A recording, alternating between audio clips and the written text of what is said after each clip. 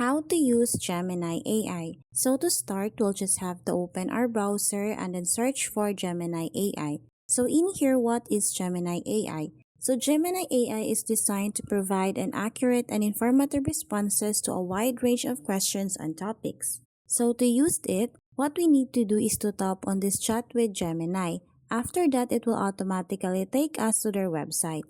So in here, what we need to do is to type our instructions or question. So as an example, I'm gonna type here, can you show me a sample HR report or template? After that, we'll have to tap on this arrow icon, and as you can see, it automatically showed me an HR report template. So to provide another example, I'm gonna type here, can you explain what is video editing? After that, we'll have to tap again on this arrow icon.